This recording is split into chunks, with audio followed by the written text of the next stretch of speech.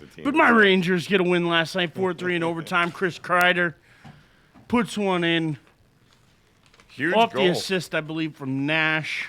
Yes.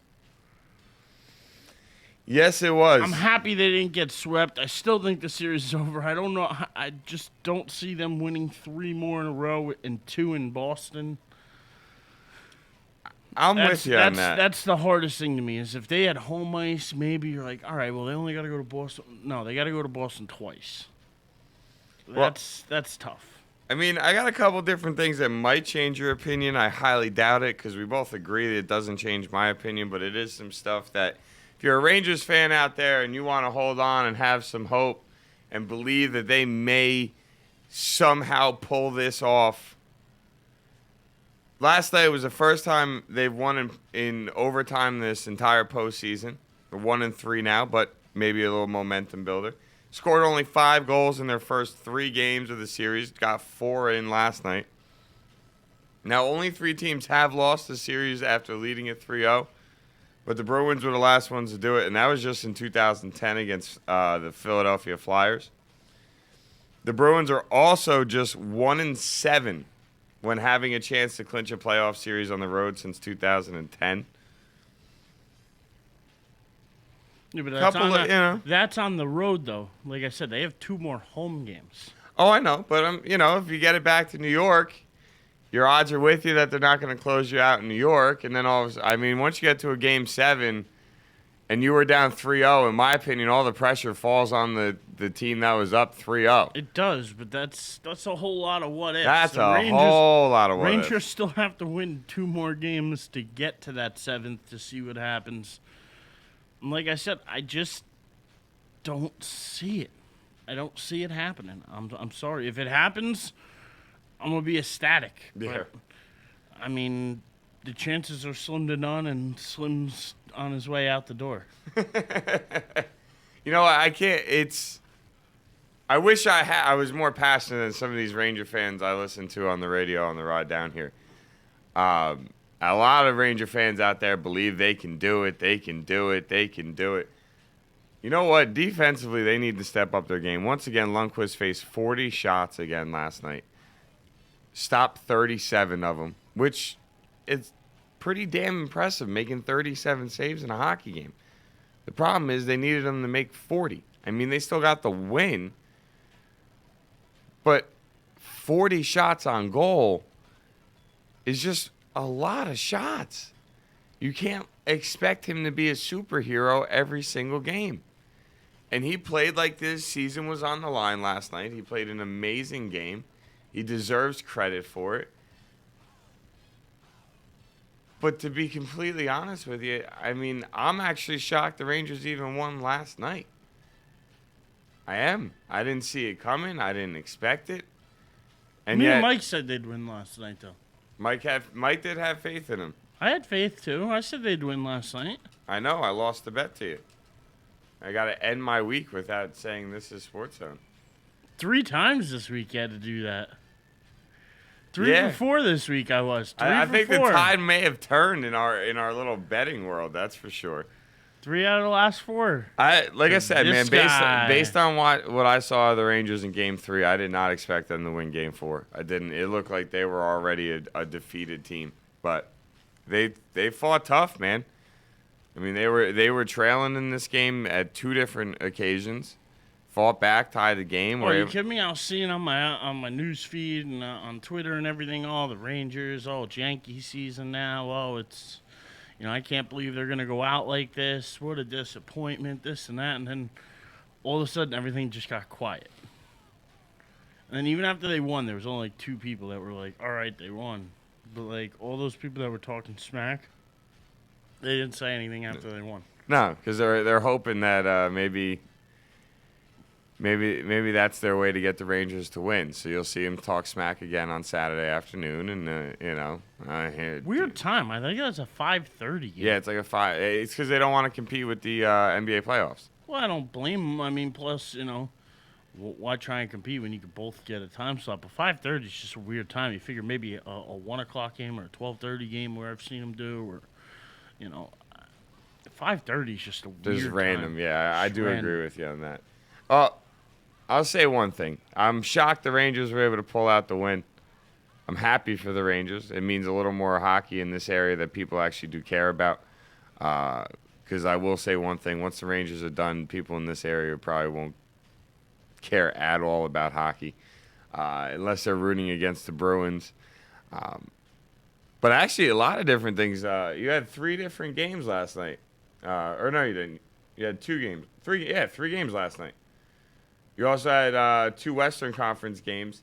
The Kings pretty much dominated the Sharks last night from top to bottom. They won 3-0. The third goal was just an empty netter. I actually had a chance to watch the final half of the third period, but by that point, it wasn't really even worth watching. The Sharks were trying to make a fight, uphill battle that they just could not win.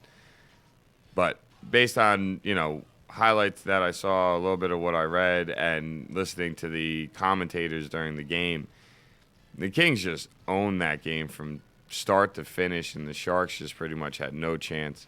It's still 3-2 in the series with the win last night for the Kings. I think this series keeps going. I think the Sharks will end up winning to force it back to Los Angeles, but I like the Kings. Jonathan Quick is just a monster. Some of the saves I watched him make last night. I mean, it was in garbage time, which, if the Sharks scored, you're talking 2-1 game with like 3 minutes left, so, you really can't call it garbage time. But I will definitely say that Jonathan Quick, to me, he is arguably the best goalie in hockey when I watch him in the playoffs. Maybe not throughout a season. I don't even think he was part of the I can't remember the trophy they give to the best goalie of the year. So according to Chuck Norris, he's a UCP, Ultimate Clutch Player. According to Chuck Norris, he's a UCP. I like that. That works for me. On the Chuck Norris scale, he's a UCP. Love some Chuck Norris. I love that Chuck Norris is getting involved with the sports world. It's awesome.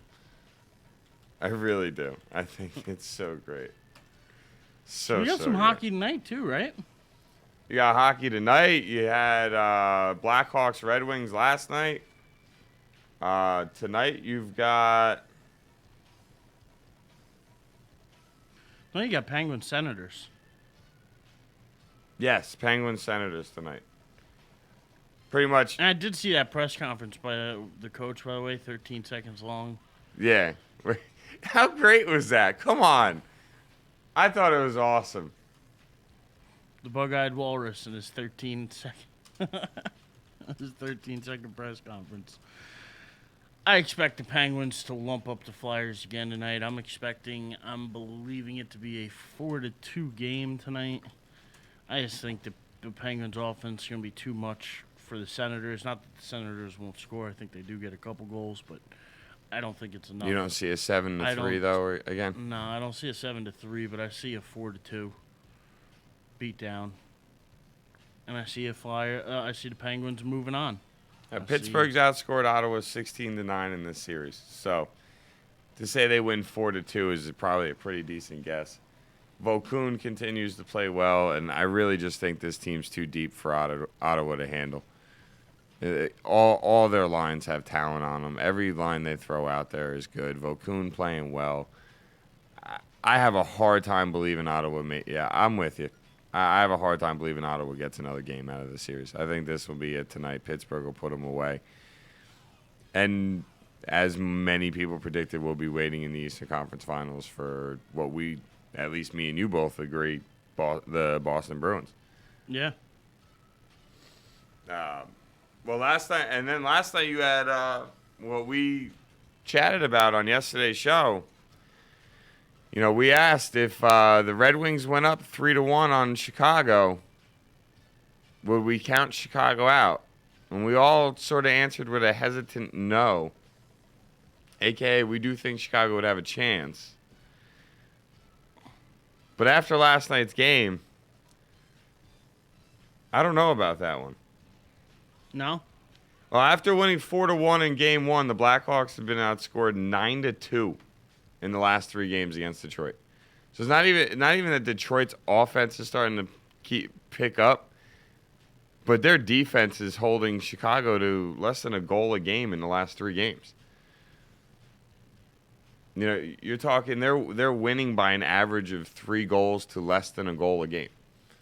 So they look better. They ended Chicago's streak of 30 straight penalties faced, where without giving up a goal last night by getting a power play goal. I mean, yeah, I'm sort of shocked. I didn't see this series going the way it's going, but yet me and you both kept touching on just that experience factor of Detroit and, 20 plus years in a row of making the playoffs and what that does for a team's confidence and the aura it puts when you play on their home ice. I mean, last night's win for Detroit puts them up 3-1, and now you're going back to Chicago. You got to feel pretty damn confident. Even if you lost, you're like, well, we go back to Detroit. We're just closing them out in Game 6. Yeah. I really don't want to count Chicago out, but, I mean, I was looking at some of the stats and just some of the stuff that I was reading, and it just seems that everything is just shifted towards Detroit being the better team right now in this series. Even though Chicago was arguably the best team in the regular season, in this 7-game series, Detroit is looking like they are the better team. Neither one of Chicago's goalies are performing. Their offense can't score. Pretty much a recipe for disaster in the NHL playoffs. I mean, I don't know how else to say it. Your goalie can't stop people from scoring, and you can't score. Pretty much the bottom line. I mean, last night, Corey Crawford didn't do a bad job. And the one goal that was let up in the third period came with him off the ice when they brought on an extra skater. So, I mean, he only gave up one goal last night. Really wasn't that bad, and it was on a power play, too. So, I'm not really I'm not blaming last night's loss necessarily on Corey Crawford.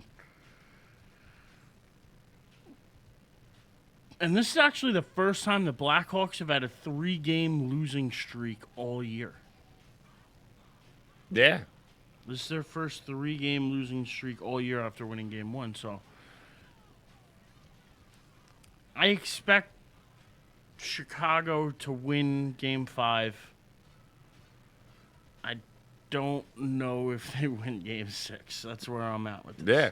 If they can win Game 6, I think they got a really good shot in Game 7, but at this point, you got to take it one game at a time. You can't be looking ahead. And you got to go home and take care of business. Pretty much. And the odds are not in the favor of the Chicago Blackhawks right now. I think that pretty much sums it all up.